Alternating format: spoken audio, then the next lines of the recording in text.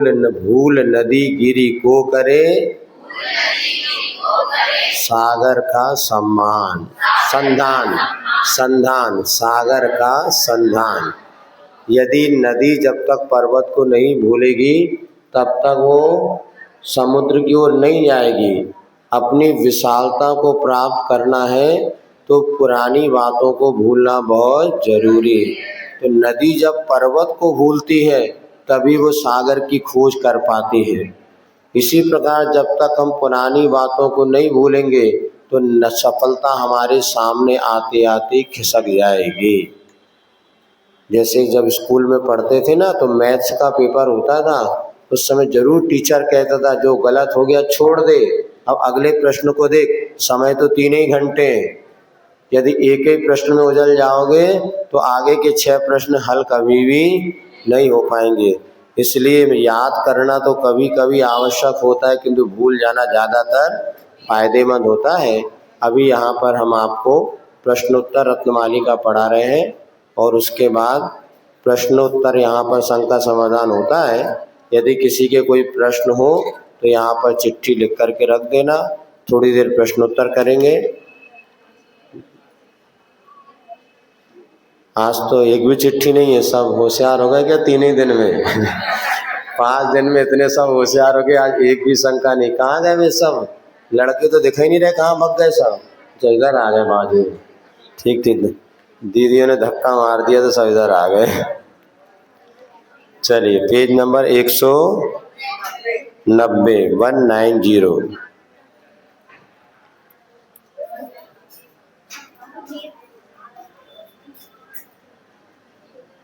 प्रणिपत्य वर्धमानं प्रश्नोत्तरमालिकां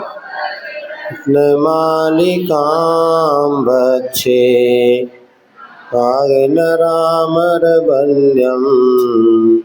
देवादेवं धिपं धीरं वीरम। चलिए कल अपन ने जो पढ़ा था 4 नंबर का काव्य महत्वपूर्ण है।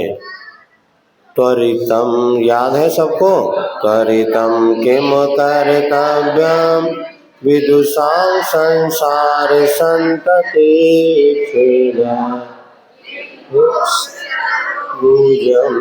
सम्यक ज्ञानं क्रिया। इधर बहनों को पुस्तक दे दो, सब दे दो, वापस करके जाएंगी वो, कोई नहीं ले, दे दो एक एक पुस्तक दे दो। ये रखी और पुस्तक यहाँ पर भी, हाँ एक दो में एक एक लोग देख लो। इधर दे दो पुस्तक, एक ये रखी है और एक इधर रखी, बाद 2 पुस्तक ये रखी, दोनों महाराज के 2 और ये रखी, 1 2 3 दे दो। देखिए कल ये कहा था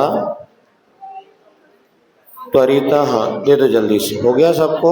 190 पेज, बस हो गया सबको, हो गए ना सबको? चलो बढ़िया, ओम। चलिए भैया लोग कहाँ गए इधर, ठीक है ना? चलो त्वरितम किम कर्तव्यम, अर्थात शीघ्रता से क्या करना चाहिए। तो यहाँ पर लिखा है जो विद्वान पुरुष होता है, संसार संतति छेद, संसार की परंपरा का कैसे नष्ट हो उसके विषय में पुरुषार्थ करना चाहिए। जल्दी से क्या करना चाहिए? कैसे हमारे दुख दूर हों। बहुत लंबी सोच नहीं रखना चाहिए, पहले अभी हमारा पेट भर जाए तो कल की हम सोचें। ज़्यादा लंबी सोच रखने वाले भी सफलता से बहुत दूर हो जाते हैं। शिखर जी गए कभी आप लोग? पहाड़ कितना लंबा है? 27 किलोमीटर, लेकिन जब अपन चढ़ते हैं तो कितनी दूर प्रकाश पहुँचता है? मात्र टार्च होती है ना, 3-4 फुट को देखो तो पूरे पहाड़ का यात्रा हो सकती है, लेकिन बार बार ऊपर की ओर देखेंगे तो यात्रा में सफलता मिलने वाली। इसलिए ज़्यादा लंबा चौड़ा जीवन की ओर नहीं देखना चाहिए। अर्थात यहाँ पर ये बात कह दिया कि संसार संतति छेदो, हमारा वर्तमान में कैसे दुख कम हो, संसार कैसे नष्ट हो, इस विषय में जल्दी जल्दी पुरुषार्थ करना चाहिए। कल की चिंता को वर्तमान में नहीं खोना चाहिए। कल का दिन देखा किसने, आज का दिन खोए क्यों, और जिन घड़ियों में हंस सकते हैं उन घड़ियों में, इसलिए भविष्य की चिंता में वर्तमान को ज्यादा खोना नहीं चाहिए। मोक्ष तरोर बीजम, मोक्ष रूपी वृक्ष का बीज क्या है जिससे हमें मोक्ष मिले। मोक्ष तो हो गया फल, और उसका बीज क्या है, सम्यक ज्ञानम क्रिया सहितम, वह ज्ञान जो हमारी सक्रियता में ढला हो। ज्ञान जीवन को भारी बनाने के लिए कि हल्का बनाने के लिए, बोलो। ज्ञान, फिर से सुन लो, ज्ञान जीवन को हल्का बनाना है कि भारी। सोच लो आप लोग सही क्या है। जब से पढ़ने लिखे लगे तो टेंशन बढ़ा कि कम हुआ है? हाँ सुनो सुनो, कोई बात नहीं। ज्ञान जीवन को हल्का बनाने का कारण, लेकिन कब हल्का बनेगा, जैसे दूध में शक्कर घुलती चली जाती है तो दूध का वजन नहीं बढ़ता, लेकिन यदि शक्कर ना घोले तो वो कोई दूध मीठा भी नहीं होगा और वो दूध का वजन बढ़ जाएगा। जैसे मान लिए 50 ग्राम दूध है, उसमें 50 ग्राम और दूध डालो तो दूध बाहर आ जाएगा, लेकिन 50 ग्राम शक्कर डाल दो तो क्यों, उसमें घुल गई। तो हमारा ज्ञान जो है ना, जितना आचरण में घुलता है उतना जीवन में आनंद आता है, जीवन मीठा बनता है, मधुर बनता है। लेकिन जो ज्ञान जीवन में नहीं घुलता वो जीवन को बोझ बना देता है। इसीलिए ज्ञान वही सम्यक ज्ञान है जिससे जीवन में हल्कापन आ जाए, जीवन की प्रसन्नता बनी रहे। बाकी सब ज्ञान जो है ना ये एक तरफ रखा रह जाता है। हम भी जब पढ़ते थे alpha beta theta x y z, और ये दुनिया की बातों में कछु सार नहीं। क्या मिलेगा इसमें, ज़्यादा ज़्यादा पढ़ लिख करके कोई बाबू बन जाएंगे, कोई अफसर बनेगा, कोई इंजीनियर बनेगा, कोई डॉक्टर, किंतु इन सब वस्तुओं में मात्र सुख नहीं है। सुख तो सम्यक ज्ञान सहित जो आचरण में उतरता है वही ज्ञान सुख का कारण बनता है। इसलिए थोड़ा पढ़ो लेकिन जीवन में सदाचार होता है तो जीवन में आनंद आता है। जीवन का लक्ष्य क्या है बताओ। अब आप लोग हैं, बब्बा से नहीं ना, पूछ ले जवान लोगों से, जीवन का लक्ष्य क्या है बोलो। हैं? हाँ ब्याह होगा ऐसे कह रहे कि पता है ना तो होने ना कछु करने। जीवन का लक्ष्य क्या होना चाहिए। कोई भी हमारा जो पुरुषार्थ होता है सबसे पहले एक लक्ष्य का निर्धारण होना चाहिए। अभी टीकमगढ़ में हम जब थे ना उस समय हमने 10 दिन का शिविर लगा, 6 दिन का शिविर लगा था, फिर हम अभी अस्वस्थ हो गए। लक्ष्य कैसे बनाए, मात्र 6 दिन 6 घंटे इस पर प्रवचन हुआ था। पहले जीवन का लक्ष्य तो ये होना चाहिए कि हम सच्चा सुख प्राप्त करें, ऐसा सुख जो एक बार मिले कभी भी नष्ट ना हो। लेकिन इसके लिए सब कुछ छोड़ना पड़ता है। बड़े सुख की प्राप्ति के लिए छोटा सुख छोड़ना पड़ेगा। आत्मिक सुख चाहिए तो इंद्रिय सुख को छोड़ना पड़ेगा। घर गृहस्थी का सुख छूटेगा तभी मोक्ष मार्ग का सुख मिलेगा। बताओ मोक्ष मार्गी ज्यादा सुखी है कि गृहस्थ मार्गी? बोलो ब्याह कराने में ज्यादा सुख है कि दीक्षा लेने में ज्यादा सुख है? सोच समझ के बोलियो। क्या मम्मा छिंदवाड़ा वाले कहाँ गए? ब्याह कराने में ज्यादा सुख है कि दीक्षा लेने में? अब ये नहीं कह सका तभी घरे खबर दीक्षा। हाँ हाँ नहीं तो मुंडन भी करा सकते हैं, जरूर जो ना छुल्लगी लोग मुंडन करा के दीक्षा हो गई उनकी, वो तो अभी बाद में केस हुआ। सुनो अरे परवश हो गए तो खाल खिंचवाई है हमने बचपन में देखा था, जो सुअर होते ना पीआई साहब, पीआई जी, वो घूमते थे तो उनको पकड़ करके लोग उसको तार से पहले उसका मुख बांधते थे, फिर उसके बाद गर्दन पे पैर रखते थे, उसके बाद उसके बाल खींचते थे। जब हमने पहला केसवन किया, हमने यही याद किया, परवश होके तो हमने खाल तक खिंचवा ली। 100 बस होकर के बाल खींचने में कौन सा कष्ट है, वो लगता है, लेकिन वास्तव में जब दृढ़ता आ जाती है तो पता भी नहीं चलता। हम लोगों ने किया कि नहीं किया? ये तो कहने की बातें हैं कि ऐसे कुछ नहीं। सुनो, ये तो निश्चित है कि जो त्याग में आनंद है वो ग्रहण में आनंद नहीं है। किसी से भी आप पूछ लेना, चाहे जिन्होंने ब्याह कराला हो तो चाहे न करा हो तो, समझ सब रहे कि किंतु सबका पुण्य नहीं होता, ये भी मानना। सबका पुण्य, कई बहनों को हमने देखा है, कई भैया लोगों को देखा है, दीक्षा के भाव बनाते बनाते गृहस्थ आश्रम में फंस गए, कई तो बाद में भी लौट के चले गए। इसीलिए ज्ञान होना और तदनुसार प्रवृत्ति होने में बहुत अंतर है। तो यहाँ पे वो ज्ञान जो हमारे जीवन में उतर जाए वही हमारे लिए सच्चा सुख का साधन बनता है। तो पहला लक्ष्य हमारा पारमार्थिक सुख होना चाहिए, वो नहीं मिल पाता है तो भैया जो हमें मिला है उसमें हम कितने सुखी रह सकते हैं, ये भी पुरुषार्थ लक्ष्य बनाना चाहिए। क्योंकि जो कुछ बाहर है सब पर है, कर्माधीन विनाशी है। बाहर की परिस्थिति सब कुछ हमारे हाथ में नहीं है, किंतु भीतर की परिस्थिति तो बहुत कुछ हमारे हाथ में। दूसरों को बदलना सरल है क्या? अपने आप को फिर भी बदलना सरल है। 2-4 बार में अपना मन मान जाता है कि भैया रहन तो दो, फालतू की बातों में ना। दूसरों को हम बाहरी परिस्थिति को बदलना चाहते हैं और किंतु स्वयं नहीं बदल पाते, इसलिए हम लक्ष्य को प्राप्त नहीं कर पाते। बाहरी परिस्थितियों की सीमा, उसके बाद हमें अपने मन को यदि हमने बना लिया, हर परिस्थिति में व्यक्ति सुखी रह सकता है। और तीसरा लक्ष्य जो आप लोगों का है, हमने पढ़ना है, लिखना है, नौकरी करना है, ये बनना है, ये बनना है, ये निषेध नहीं, किंतु इसका लक्ष्य होना चाहिए हमें क्या बनना है, नहीं क्या करना है। क्या कहा? क्या बनना नहीं, क्या करना। एक बात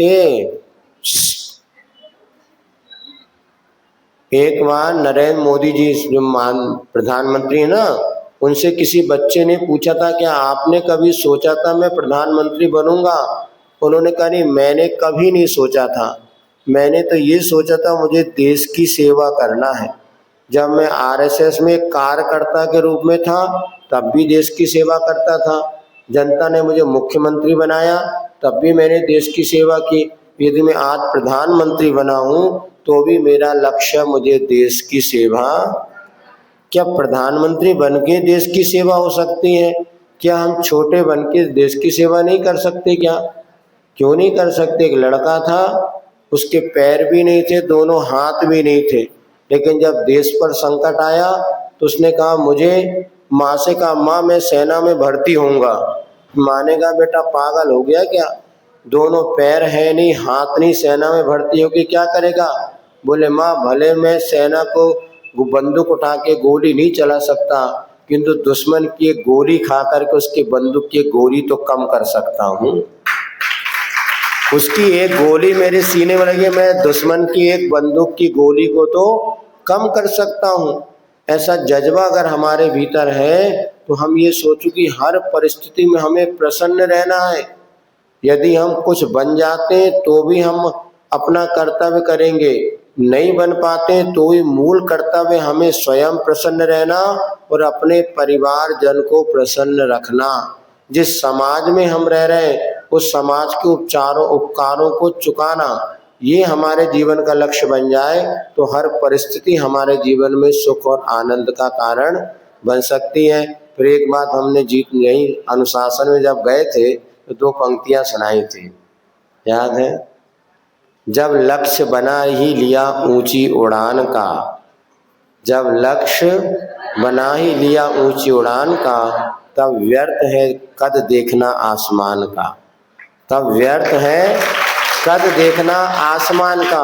अब कितना बड़ा आकाश है ये, अब नहीं, अब तो हमने उड़ान का लक्ष्य बना लिया कि तो इतना भी ध्यान रखना, बुलंदी की उड़ान में हो थोड़ा सब्र करना, बुलंदियों की उड़ान में हो थोड़ा सब्र करना। परिंदे बताते आकाश में ठिकाने नहीं हुआ करते, कितना भी कोई ऊंचा उड़ ले लेकिन ठिकाना और आनंद तो नीचे ही। जो बंडा से आए, जो ललित कहाँ से लोग बैठे ना, जो दूर दूर से आए, जो घर अपना सुख में, घर में आनंद है, वो दुनिया में कहीं आनंद, जो अपनी झोपड़ी का आनंद है वो महलों का आनंद। इसलिए कितना भी उड़ जाओ लेकिन सच्चा सुख अपने को जो मिलता है धरातल पर ही मिलता है। हमने तो इसका अनुभव किया, हम तो 20 साल पहले भी किसी ने देखा होगा तो वैसे धरातल पे थे और अभी भी धरातल पे रहने में आनंद है, ज़्यादा उड़ान में कोई सुख नहीं है। इसीलिए बुलंदी की उड़ान में हो थोड़ा सब्र रखना।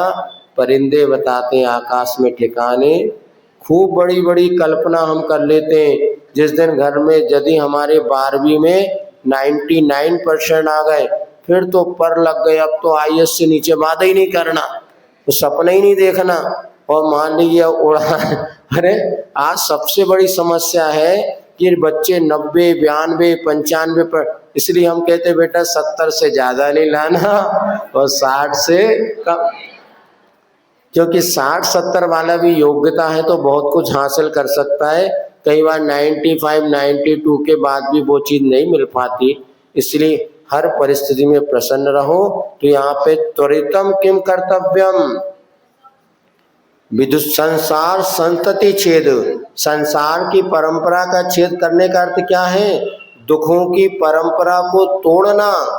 हम जैनी बने, हमें देवसात, तो हमारा दुख को हम कैसे कम करें, इस बात के लिए निरंतर पुरुषार्थ करना चाहिए। आई बात समझ में ना? चलो बहुत अच्छा है। इसके बाद बताया था कि मोक्ष, हाँ, मोक्ष तरोर बीजम सम्यक ज्ञानम क्रिया सेयम, क्रिया सहित हमारा जो सम्यक ज्ञान होता है वही हमें मोक्ष दिलाता है। इसके बाद पढ़ाया था, कहा 5वां, किम पथ्य धनम धर्म का शुचिर यस्य मानसम विवेकी किम विस्मवदीरिता। पति रास्ते का रास्ता क्या है? तो धर्म हमारे मोक्ष मार्ग का, संसार मार्ग में हम चलते हैं तो धर्म ही एकमात्र वो नाश्ता है जो हमें एनर्जी देता है।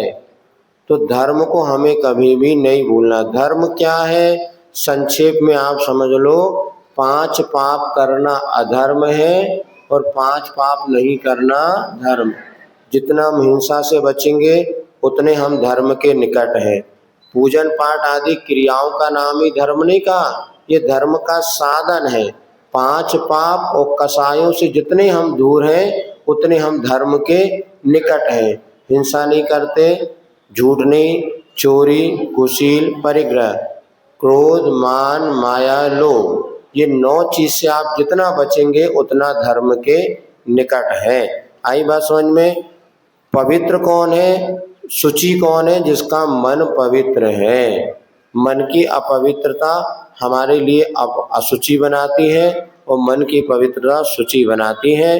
इसके बाद कहा था पंडित कौन है? जो विवेकी है। और विष क्या है? गुरुओं का तिरस्कार करना। बहुत सारी चिट्ठी आ गई अब तो चलो, तो ये हो गया। विवेक किसे कहते हैं? 2 अच्छी बात है उसमें एक अच्छी बात को स्वीकार करना, 2 बुरी बात है उसमें कम बुरी बात को स्वीकार करना। स्वीकार तो करना ही है। कल बताया था हमने 2 प्रकार के समोसे बन रहे हैं आज, तो केले का समोसा और आलू का समोसा, तो कौन सा समोसा खाना?